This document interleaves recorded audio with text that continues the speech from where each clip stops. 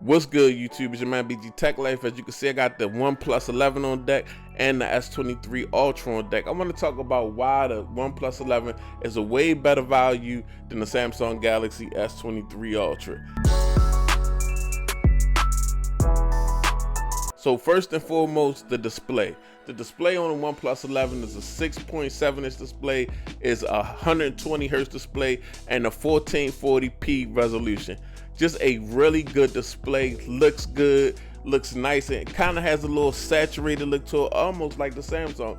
Just as good as the display on the S23 Ultra, is about 6.8 inches, but it's really no difference, guys. For the amount of money and the amount of difference, these displays are almost on par. Second, the performance. Now, both of these devices have the Snapdragon 8 Generation 2 processor, which is a really good device, doing a lot for Android. So that provides both of these devices with really good performance. So the OnePlus 11, and when that comes to performance and having to perform, it performs on the same level as the Samsung Galaxy S23 Ultra. The Snapdragon 8 Gen 2 and the S23 Ultra is specifically optimized for Galaxy, but I'm not noticing a lot of difference where the Galaxy device is outperforming the OnePlus device, for the point that the OnePlus device costs $699 battery and charging.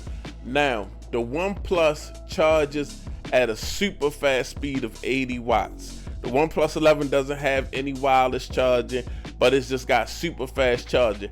Now, I like that super fast charging. This is the first time I've had a phone that charges at these speeds, and I'm amazed. If this device did have wireless charging, even though I think all devices should have wireless charging after a certain price point, because you may be invested in some wireless chargers and you may have used the technology, but at the speed that this device charged, I would never put it on a wireless charger. I'm just going to plug it into that big brick, that came in the box, that 80-watt adapter that came in the box, where Samsung doesn't even provide an adapter, and charge this device in 20 minutes. And this device has good battery life. So once you get your 7 hours of screen on time on this device, you can charge it back up in 20 minutes. So it's definitely killing the Samsung as far as charging. I mean, they do offer 45-watt charging, but it's nowhere near this 80-watt charging. It's amazing to watch this device charge. The fingerprint scanner, guys. The fingerprint scanner on the OnePlus 11 is honestly the best fingerprint scanner under the display that I've used so far on a device. OnePlus did a great job. It's great haptics when you unlock this device.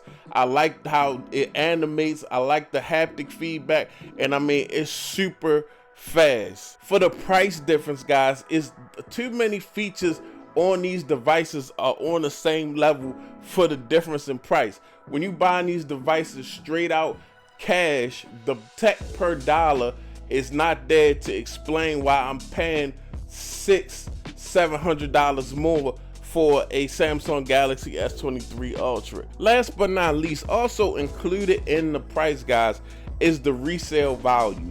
Now, what Samsung did with the S23 Ultra went viral when they did not offer a lot of money for previous Samsung devices for the trade-in deals, for the enhanced trade-in deals that they emailed us about and that they gave us last year for Samsung devices. With the OnePlus 11, I know I spent $699 on it, and I know I could resell it. It's going to be at a depreciated value, but it's not going to be at the depreciated value that I will lose with the Samsung S23 Ultra.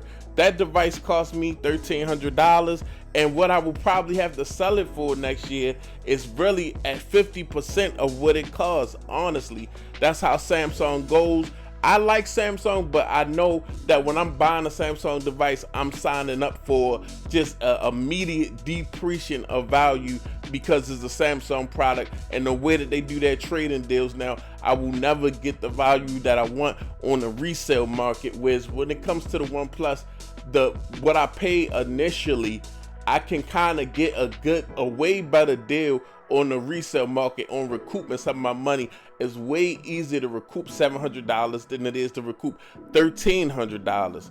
So yeah, man, it's just a couple things that I wanted to speak on because we're out here spending our money as consumers, and I always want to be transparent. You guys know I love Samsung. You know I'm a Note guy. I'm a Samsung guy, but it's still value out there, especially if it's certain things that you're not using. Like if you're not using the S Pen on a S23 Ultra, it's really no need to have the Ultra. If you don't need those cameras, if you don't even use the camera app that much except to take simple pictures, it's just a lot more phones out here on the market, which is a good thing. A lot more options. You don't have to go to the top of the mountaintop to get a good performer, a good display, and a good camera, because at this point it is tax season when it comes to these cell phone manufacturers. We need to realize where the value is. It's your boy BG Tech Life. If you're not subscribed, get subscribed. If you're not following me on Instagram and Twitter, go ahead and follow me.